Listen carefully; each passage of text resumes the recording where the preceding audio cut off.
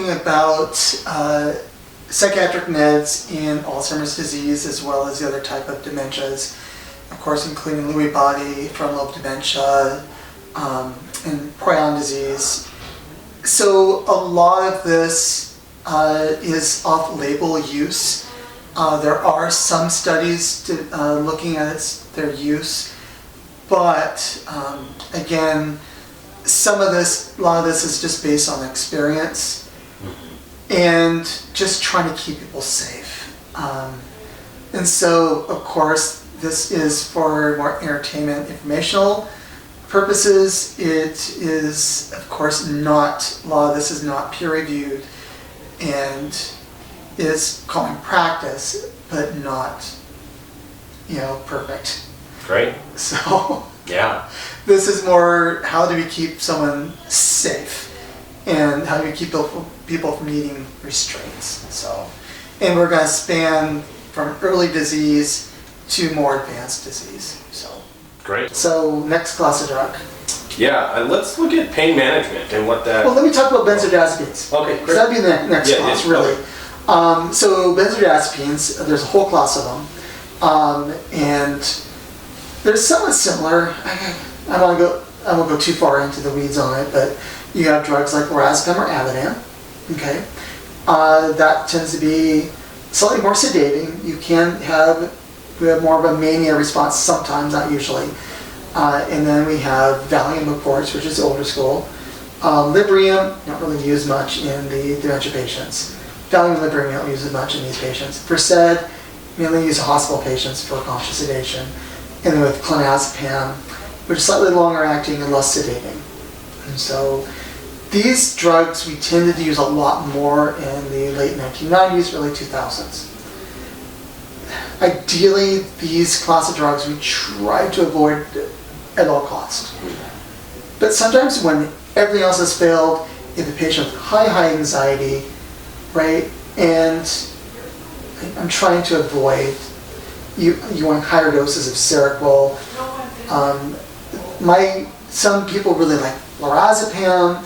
They tend to use more clonazepam because it causes less sedation. I personally don't like to go high dose with any of these drugs, so I'll go with clonazepam 0.25 milligrams, really, really low dose, and then you can taper it up as you need. But the main problem with these drugs is, of course, sedation, elevated fall risk, and withdrawal. Imagine they're somewhat related to alcohol, and so you can, in rare cases, benzodiazepine withdrawal can be life-threatening. Okay. And so once I put someone on scheduled doses of a benzodiazepine, like clonazepam or the other ones I listed, you're kind of committed to it in a way. That's why I try to keep the dose low, because I know if I pull back on it after they've been on it for a couple months, they could be they can have more depression and other symptoms for up to 3 months after we get rid of it, even. So it's kind of like I tell families, once I go down this path, I'm kind of committed to staying with it. Yeah. So, because it might take 3 months to get them off. Yeah. So that makes sense. And another drug in that kind of same class, kind of the older school one, would be phenobarbital. Phenobarbital is a last resort drug, usually end of life care, or seizures. So seizures are not uncommon with end of life, and it can be given rectally, which you can keep people comfortable with it. And I use that end of life as more of a pure sedative. This is by far not my go-to drug early on. This is like everything else has failed. Try and keep this patient comfortable at the end of life. So. Okay. And then sometimes we see for pain management, a resident that has dementia that's in pain is agitated, agitated because of pain. And so when we treat that pain, the agitation goes down. We're better off. A lot of these poor patients, they come to the table with chronic low back pain, severe osteoarthritis. Because of their dementia, they've probably been needing knee replacements and hip replacements for like the last 10 years. but no one wants to operate on them because of the risk. And so we get into the realm of other pain relievers. Tramadol is one we can use. If someone's in severe pain, sometimes I'll try it, but it's generally not as effective as more of the opiate type medications, like oxycodones and hydrocodones.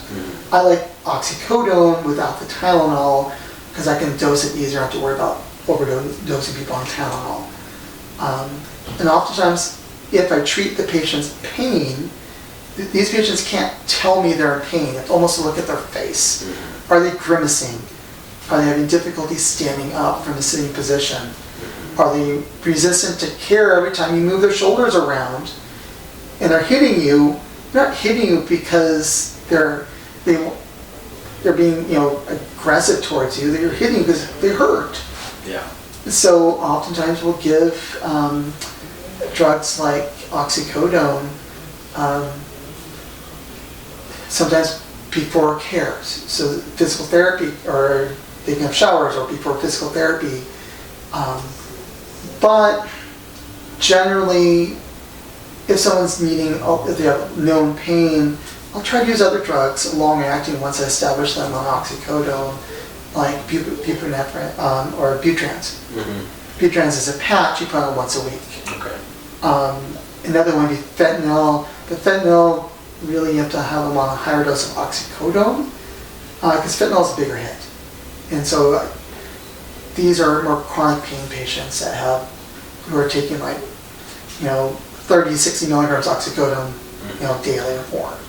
With Butrans, I can get with a lower dose. So it really does work. Yeah.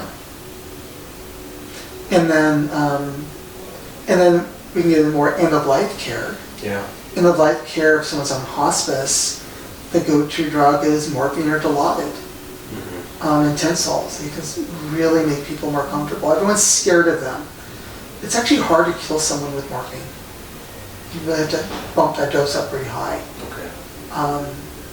But you can have someone who's severely agitated and give them morphine and their pain goes away, or their dyspnea or air hunger goes away, and they calm down. Yeah. You can almost see them relax after you get it. Yeah. So.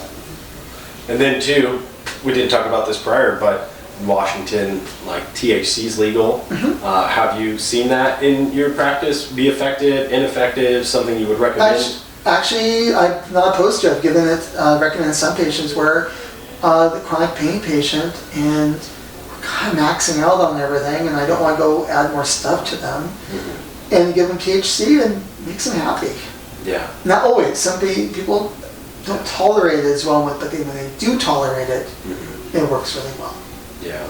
Some cases of dementia, it might make some things more difficult or severe. Yeah. But in other cases, it could be effective. It can stimulate appetite too, which is fine. Yeah. But I see its use. You do have to be careful. Don't give them too many brownies or vomit. So you want to dole it out. See how they tolerate it. And once you know they can tolerate it, go for it. Yeah. But don't go too much, because I've seen people get too much and they'll just end up with cyclic vomiting. Like, how many brownies did you eat? Yeah. So, the other class I didn't talk about were the You as well. NSAIDs. So, what really works, which you could use more often, is diflucanac. Works really well as an NSAID. Okay. The main product of diflucanac is things like GI and elevated blood pressure. And this is for pain management. Yeah, it's for pain management. It's the osteoarthritis. Yeah. And then we also have Mobic and Celebrex, which have fewer GI side effects. But the main risk and then of course ibuprofen, Solodac, Velodine, there's a whole bunch, there's like 20 of them in that class. Try not to use those drugs as much if I don't have to, because of increased risk for heart attack, stroke, and GI bleed. Diflucanac works so well for pain. I wish I could use it more often, because it really does help. Voltaren gel or diflucanac gel kind of helps. Some people swear by it in practice. I haven't seen it help that much. And then we have lidocaine patches we sometimes will use too. Okay. So. Great. Yeah. Any last thoughts? Sometimes you just have to try to do what's best for the patient. And it's hard. A lot of community providers are not going to feel as comfortable with these drugs. I personally, if I have a patient in their own home, I'm reticent and very cautious. In a facility where I have more control, I'm more comfortable with these drugs. But again, once we start moving to a lot of these antipsychotics and the anticonvulsants, I'm really having that comfort care discussion with families. Our goal is no longer to have them live as long as they can. Our goal becomes keeping them comfortable, safe, in the community with other residents for as long as we can. And out of the hospital. And out of the hospital. Yeah. Yeah. Absolutely. And out of restraints. Yeah. So. Great. So. Awesome. Thanks, Aaron.